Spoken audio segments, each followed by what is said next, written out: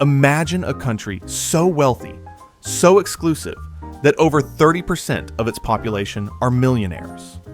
Now imagine that same country is running out of space so fast, it's literally building new land into the Mediterranean Sea just to fit them all. Welcome to Monaco, a place where the cost of living has become so astronomical that even being a millionaire might not be enough to secure a home. You see the yachts, the casinos, the Grand Prix, the glittering facade of Monaco. But beneath that polished surface lies a startling reality. An unprecedented housing crisis, driven by a paradox of extreme wealth and suffocating scarcity. This isn't just about expensive properties.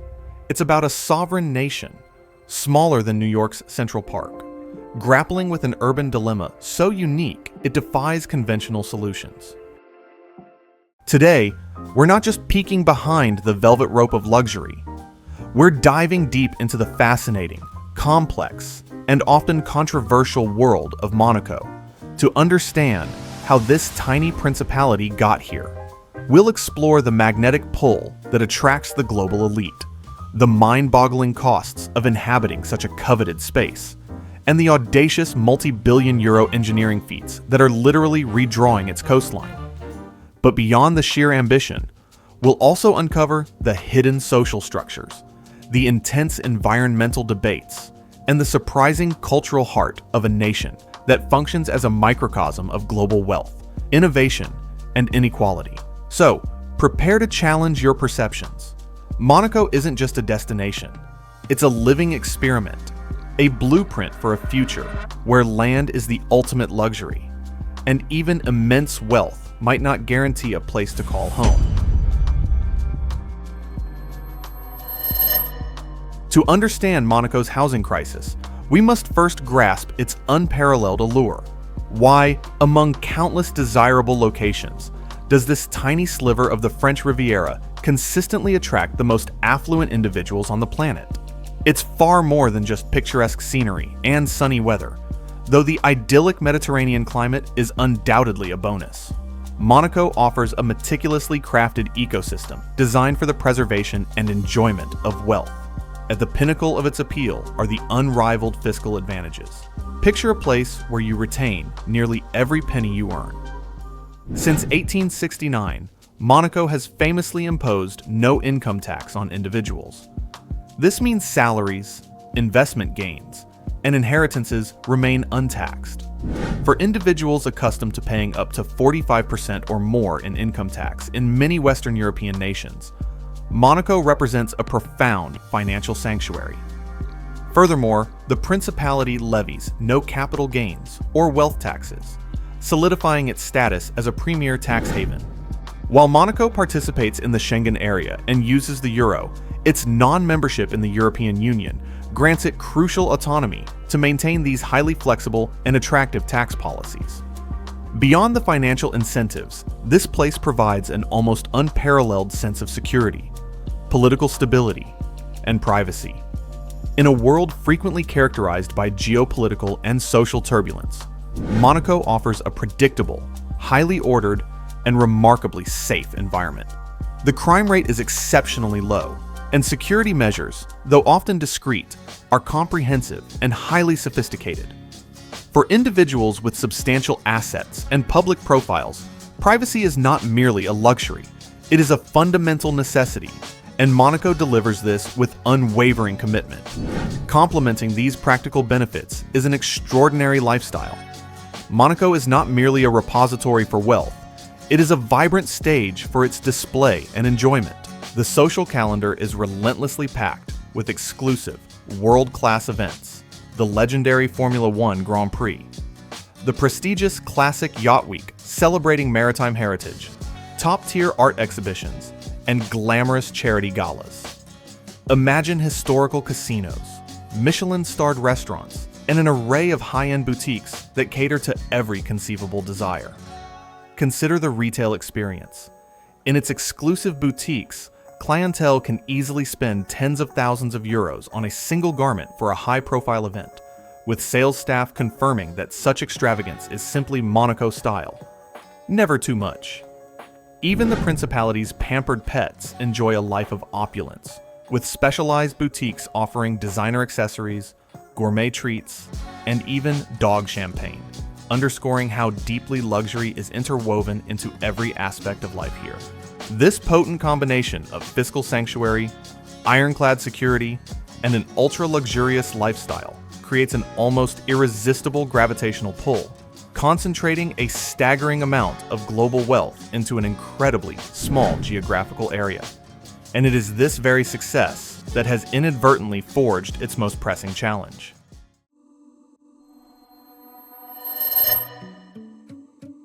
The magnetic pull of Monaco has created an acute and paradoxical problem.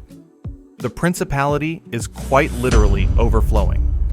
Its success has become its greatest spatial challenge. Let's ground this in reality by examining its dimensions. At a mere 2 square kilometers, approximately 510 acres, Monaco ranks as the second smallest sovereign state globally, surpassed only by Vatican City. To truly conceptualize its diminutive size, consider this. Monaco is smaller than New York City's Central Park, which spans 843 acres. This isn't just a statistic. It is the fundamental constraint that dictates urban planning, lifestyle, and the very economics of living within the principality.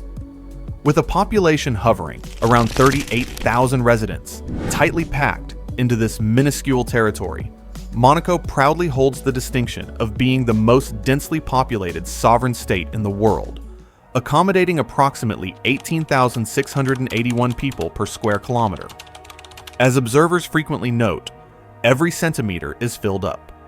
There is simply no room left for conventional expansion on dry land, as the principality is famously bordered on 3 sides by France and on the 4th by the sea. For decades, architects and engineers have pushed boundaries, carving homes into cliff faces, building soaring residential towers, and even developing subterranean spaces, stretching urban development to its absolute limits. This extreme scarcity of land, coupled with an unwavering, escalating demand from the global ultra-wealthy, has predictably catapulted Monaco's real estate market into an unparalleled stratosphere. It consistently holds the title as the most expensive place on the planet to acquire prime residential property. The figures are almost fictional. According to recent wealth reports, $1 million will secure you a mere 205 square feet of prime residential space in Monaco. This diminutive area is roughly equivalent to a small studio apartment, underscoring the extraordinary value placed on every square inch. The market dynamics are even more staggering. In 2024, newly constructed properties in Monaco commanded an average price of 36.4 million euros, approximately 39.6 million US dollars. This figure is approximately 6 times the price of a resale property, highlighting the premium placed on brand new cutting-edge luxury. Even at these seemingly fantastical prices, demand remains robust. That same year, 57 new homes sold for over 20 million US dollars, and a remarkable 7 properties surpassed the 100 million US dollar mark. These are properties so exclusive. They exist in a transactional realm understood by only a handful of buyers worldwide. Even a seemingly mundane necessity like a parking spot can fetch an eye-watering 395,000 euros. And if purchasing property seems out of reach, the rental market offers little reprieve. Monaco also reigns as the world's most expensive luxury rental market. A modest 1,100 square foot, 2-bedroom apartment can command rental fees upwards of $30,000 per month. This relentless upward pressure on space and price leads to another peculiar phenomenon: the disappearing view. Imagine investing tens of millions in an apartment specifically for its panoramic sea view. Then, inevitably, a new construction project commences directly in front of it. Long-term residents frequently recount instances where their cherished multi-million-dollar views have been completely obstructed by new developments. This is an accepted risk of Monegasque life, with some real estate professionals even advising clients to invest in apartments without a view, as they are less susceptible to such unforeseen blockages. So, how does a nation so geographically constrained, yet so economically dynamic, continue to expand and accommodate the relentless influx of wealth? The answer is as audacious as it is monumental.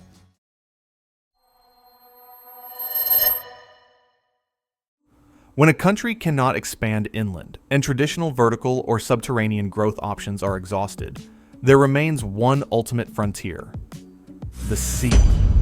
Monaco has a storied history of land reclamation, a practice dating back to 1907. Today, a significant portion, nearly a quarter, of its existing landmass has been created from the Mediterranean.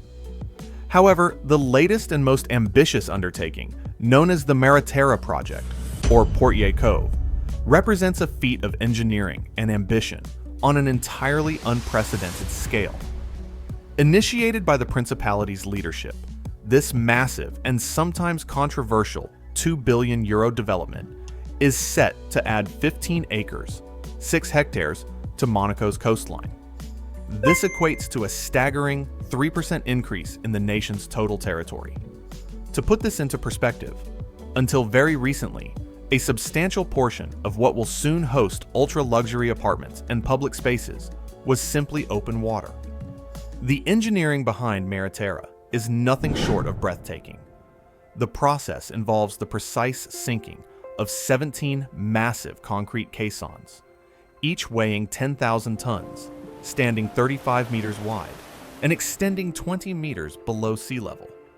These colossal structures are meticulously towed over 100 miles from Marseille, then positioned with incredible accuracy before being filled with an astonishing 750,000 tons of sand, forming an unshakable, earthquake-resistant foundation.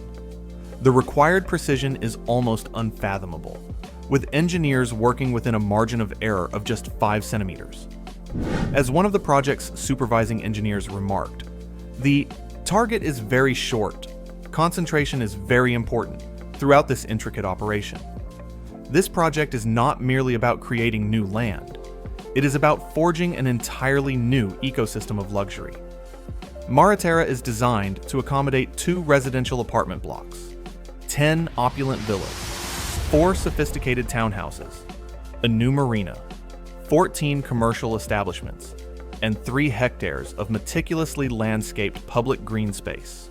The architectural vision for the new district is led by some of the most renowned names in contemporary design, ensuring that it is as aesthetically spectacular as it is structurally groundbreaking. The price tag for inhabiting this artificial paradise is as extraordinary as its construction. Properties within Mariterra are already achieving prices exceeding €100,000 per square meter, more than double the average resale price in the surrounding region. The largest individual villas are projected to sell for upwards of €100 million each. This colossal development is explicitly designed to welcome yet another wave of ultra-high net worth individuals, further solidifying Monaco's position at the apex of global luxury living. Perhaps one of the most compelling aspects of the Mariterra project is its innovative financing model. The entire €2 billion construction cost is borne by a private company. In exchange for this monumental investment, this company secures the exclusive right to develop and sell the 110 new luxury properties. Monaco, in turn, reaps substantial benefits through significant revenues generated from stamp duties and VAT, a type of sales tax, once these properties are transacted. It represents a symbiotic, albeit highly exclusive, partnership between state and private capital, literally extending the nation's physical boundaries. However, such an ambitious undertaking is not without its significant criticisms. Environmental organizations and marine biologists consistently raise valid concerns about the long-term ecological impact on the delicate Mediterranean marine ecosystem. While Mariterra incorporates impressive, sustainable features such as 9,000 square meters of solar panels, numerous electric vehicle charging stations, extensive tree planting, and even specially designed reliefs on the concrete caissons to encourage marine life, questions persist. Is a 3% territorial expansion, primarily for ultra-luxury housing, truly justifiable given the irreversible changes to the local environment? Are these green initiatives genuine mitigation efforts, or are they, as some argue, a form of greenwashing for a project ultimately driven by profit and exclusivity? These are complex ethical and environmental dilemmas that the principality continues to navigate. Beneath the dazzling surface of wealth and audacious engineering, Monaco presents a complex social tapestry, woven from threads of extreme privilege, pragmatic compromise, and at times, stark inequality. This is where the narrative moves beyond economics to explore the lived human experience within this unique microstate. Monaco's society can be broadly understood through three distinct, often segregated layers. The privileged Monegasque citizens, the guardians of the realm. At the very core are the approximately 8,000 Monegasque nationals. While a numerical minority within their own country, they represent its most profoundly protected and privileged residents. The principality operates with a deep sense of commitment to its citizens, functioning almost as a benevolent, wealthy guarantor of their well-being. Monegasques receive extraordinary state support, most notably in the form of highly subsidized housing. They can rent apartments at a fraction of the market value, with the state absorbing the significant difference. This is not merely social welfare. It is a fundamental policy designed to ensure that native Monegasques can continue to afford to live in their own, increasingly expensive, homeland. Additionally, they benefit from comprehensive free healthcare and enjoy priority for employment opportunities within the principality. As many citizens attest, this provides an unparalleled sense of security and freedom, knowing their country will always offer a stable foundation. However, access to Monegasque citizenship is highly restricted and coveted. The primary avenues are by birth or through marriage to a national. Yet, even marriage is not a quick pathway. Individuals must typically be married for a decade before even qualifying for citizenship. In response to increasing population pressure and resource demands, these rules are becoming even more stringent. There are ongoing discussions to potentially extend the marriage requirement to 20 years, a move aimed at preserving the state's capacity to continue providing its generous benefits. Naturalization through other means is exceptionally rare and difficult, with a success rate of only about 20% among the limited annual applications. This rigorous exclusivity ensures that the profound benefits of citizenship remain concentrated among a select few. The international residents, the high-stakes players. The next layer comprises the thousands of international residents who have chosen Monaco as their home, attracted by its tax advantages and luxurious lifestyle, but who are not Monegasque citizens.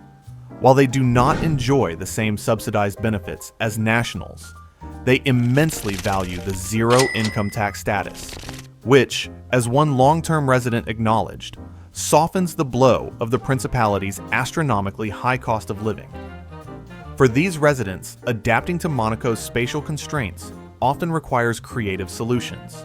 Consider an individual residing in a mere 24 square meter studio apartment, an area smaller than 2 parking spaces. To make such a compact space functional, every element must be multi-purpose and meticulously organized, often involving custom-built, movable furniture. This reflects a life of ingenious adaptation, where ingenuity in maximizing space becomes a daily necessity. Despite the cramped conditions and steep rents, a similar space might cost a third of the price just a few meters across the French border. Residents often justify the expense by citing Monaco's safety, cleanliness, and overall tranquility. Yet, even for the most affluent, life in Monaco is not without its unique challenges. The relentless pace of development often leads to the loss of highly prized amenities, such as panoramic sea views. Stories are common among long-term residents who have witnessed their multi-million-dollar vistas disappear behind newly constructed high-rises. This highlights a subtle but persistent tension. Even immense wealth cannot fully insulate residents from the consequences of Monaco's unyielding drive for expansion and its inherently finite space. The invisible backbone, the essential commuter workforce. Finally, there are the thousands of essential workers who form the indispensable backbone of Monaco's luxurious existence, but who, almost invariably, cannot afford to live within its borders. This demographic includes street cleaners, retail staff, hospitality workers, construction personnel, and even professional artists like the ballet dancers of its national company. They are drawn to Monaco by significantly better employment opportunities and higher wages than they might find in neighboring regions. These individuals commute daily from towns across the French border, such as Cap d'Ale or Beausoleil. Their daily journey is a pragmatic necessity, a trade-off for professional advancement. Their perspective offers a stark contrast to the high-flying residents and privileged citizens. As one professional artist working in Monaco plainly articulated, living within the principality is pointless unless one is a billionaire or a multimillionaire. This underscores a crucial social reality.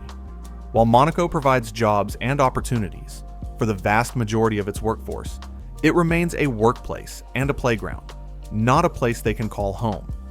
They are integral to its functioning, yet fundamentally excluded from its primary luxury, residential space within its borders.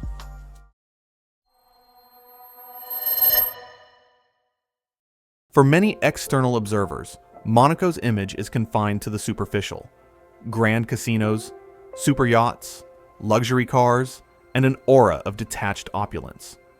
However, a deeper exploration reveals a deliberate and significant effort to cultivate a richer identity, actively challenging these stereotypes through a surprising and well-supported dedication to culture and the arts. At the heart of this cultural renaissance is a member of the royal family, a prominent cultural patron. Following in the footsteps of a beloved predecessor, this figure passionately champions the arts, notably re-establishing the National Ballet Company, which has since evolved into an internationally acclaimed ensemble of 50 dancers. The company's director often emphasizes that without this royal patronage, its very existence would be precarious. Perhaps one of the most striking aspects of Monaco's commitment to culture is its accessibility. In stark contrast to the exorbitant costs of almost everything else in the Principality, tickets for cultural events, such as ballet performances, are intentionally kept surprisingly affordable, often priced at less than 40 euros. This is a deliberate strategic decision, bolstered by substantial government subsidies, to ensure that cultural experiences are not exclusively for the elite. Monaco proudly allocates over 5% of its national budget to culture, a figure that significantly surpasses many other nations. This profound investment signals that culture, much like education and health, is considered a fundamental right, not merely a luxury. This cultural impetus extends beyond performing arts to include visual arts, intellectual discourse, and community engagement. Regular art exhibitions, literary festivals, and awards ceremonies honoring influential artists further solidify Monaco's ambition to be recognized as a hub for artistic expression and intellectual vibrancy. While some artists may reflect on the inherent tension between art's potentially radical nature and its commodification within such a money-centric environment, these initiatives nonetheless strive to foster a dynamic cultural landscape. Monaco stands as a truly unique and often contradictory entity. It is a land where unimaginable wealth drives audacious engineering, where a fiercely protected national identity coexists with a predominantly international population, and where generous state-backed social welfare exists alongside staggering, record-breaking real estate prices. It is, as one insightful long-term resident described it, a minestrone, a complex multi-layered soup where diverse ingredients somehow coalesce to form a cohesive, albeit highly stratified, functioning whole. This tiny principality is far more than just a playground for the rich. It is a living laboratory, a compelling case study in what transpires when extreme economic success collides head-on with severe geographical limitations. It showcases humanity's remarkable capacity for innovation, pushing the boundaries of engineering to literally create land from the sea.